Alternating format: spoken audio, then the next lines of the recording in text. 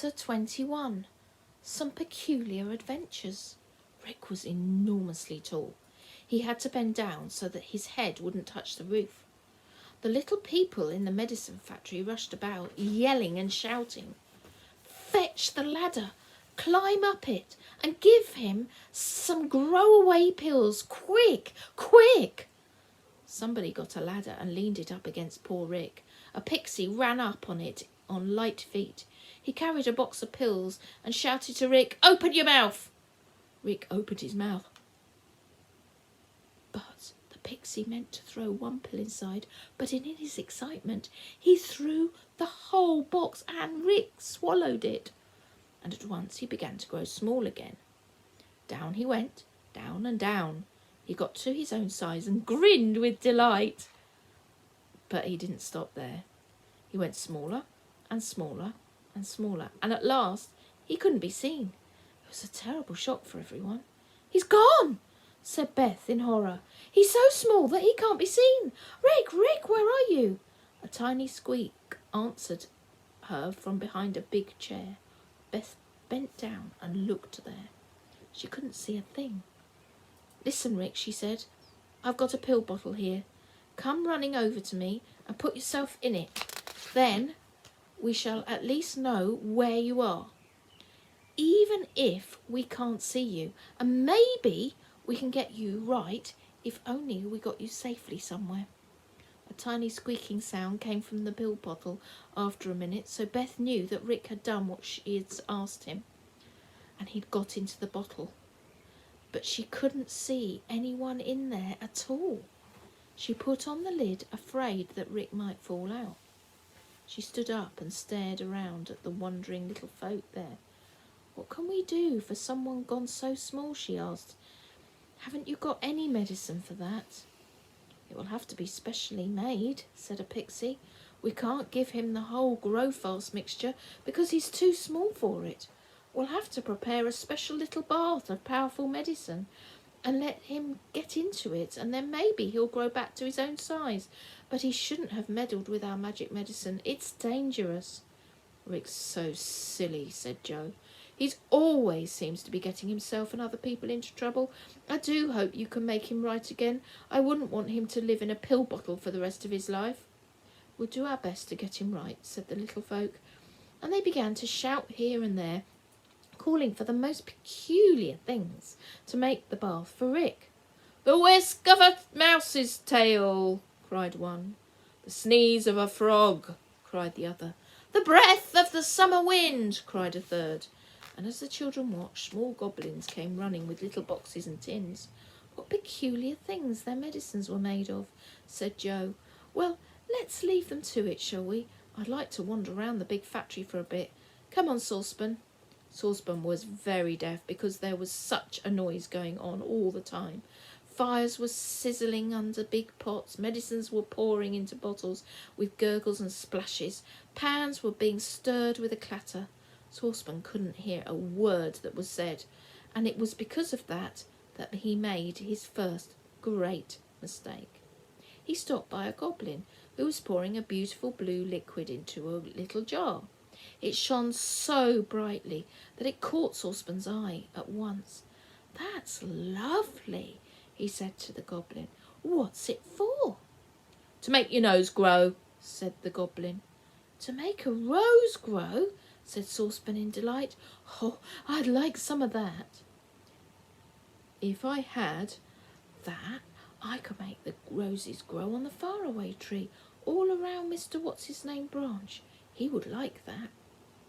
"I said to make a nose grow," said the goblin. "I heard you the first time," said Saucepan. "It would be lovely to be able to grow roses. Do I have to drink it?" "Yes, if you want your nose to grow," said the goblin, looking at Saucepan's nose. Saucepan kept on hearing him wrong. He felt quite certain that the beautiful medicine was to make roses grow. He thought that if he drank it, he would be able to make roses grow anywhere. That would be marvellous. So he took a jar of the medicine and drank it all up before the goblin could stop him. "Now, I'll make the roses grow out of my kettles," said And Pan, said Saucepan, pleased. Grow, roses, grow. But they didn't grow, of course. It was poor old nose that grew. It suddenly shot out, long and pink, and Saucepan stared at it in surprise. Saucepan, what has happened to your nose? Cried Joe. It's as big as the trunk of an elephant. He would drink it, said the goblin in dismay, showing the children the empty jar. I told him it was to make his nose grow, and he kept on saying it was to make roses grow, not noses. He's quite mad. No, he's just deaf, said Joe. Oh, poor old Saucepan. He'll have to tie his nose round his waist soon. It's down to his feet already. I can cure it, said the goblin with a grin. I've got a disappearing medicine. I'll just rub it on his nose with it till it disappears back to the right size. I think you ought to watch him a bit, though. If he goes on about hearing things, oh, goodness knows what will happen to him. Saucepan was crying, tears that rolled down his runny long nose. The goblin took a box of blue ointment and began to rub it at the end of Saucepan's nose with it. It disappeared as soon as the ointment touched it.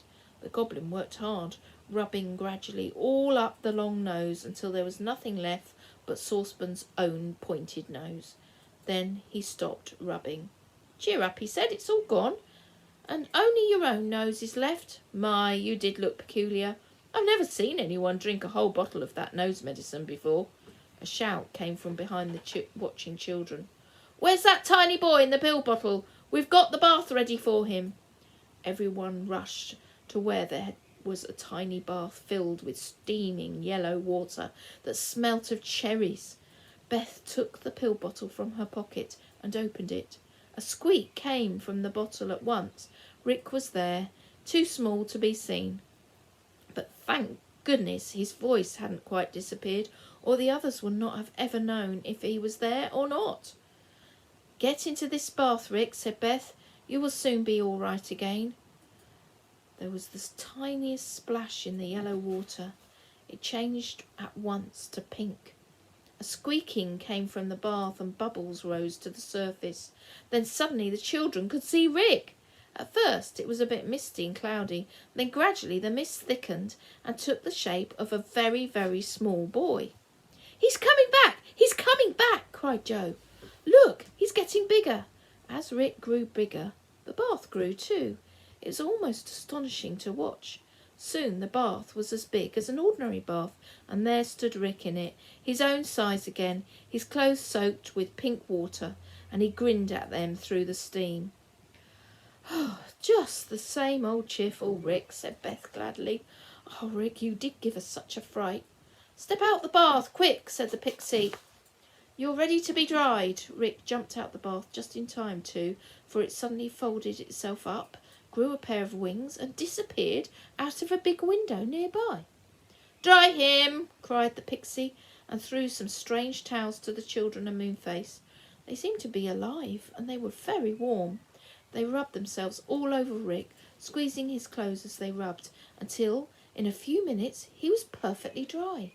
But his clothes were rather a curious pink colour.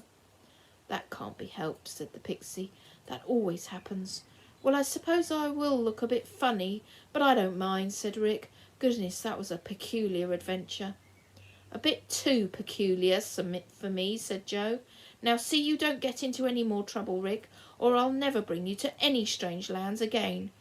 I never knew anyone like you for doing things you shouldn't. Now look here, everyone. I vote we try and get some medicine for Mother, and then we'll go. Frannie is waiting patiently for us to go back, and I really think we'd better go before Rick or Saucepan do anything funny again. What medicine do you want? Asked the goblin. What is wrong with your mother? Well, we really don't know, said Rick. She just lies in bed and looks white and weak, and she worries dreadfully about everything. Oh, well, I should take a bottle of get-well medicine, said the goblin. That will do just the thing. Sounds fine, said Joe. The goblin poured the bubbling yellow liquid into a big bottle and gave it to Joe. He put it carefully in his pocket. Thank you, he said. Now come along, everyone, we're going. Oh, Joe, there's a medicine here for making teeth pearly, said Saucepan, pulling at Joe's arm. Let's take some. Saucepan, that's for making hair curly, said Joe. You've heard wrong again. Don't try it. Do you want curls growing all over your feet? Now, take my arm and don't go until we're safely back in the tree. If I don't look after you, you'd have a nose like an elephant, curly hair down to your toes, and goodness knows what else. They were not very far from the hole in the cloud when they soon were climbing down the ladder, leaving behind the strange land of magic medicines. Joe was cheerful and very careful with the bottle on his pocket. Now, we're going straight home, he said. I'm longing to give this to Mother. A dose of this magic medicine. It would be so lovely to see her looking well again and rushing around the house as she always did. And that's the end of chapter 21. The next one's called What's His Name Has Some Strange News. So I'll see you tomorrow. Bye.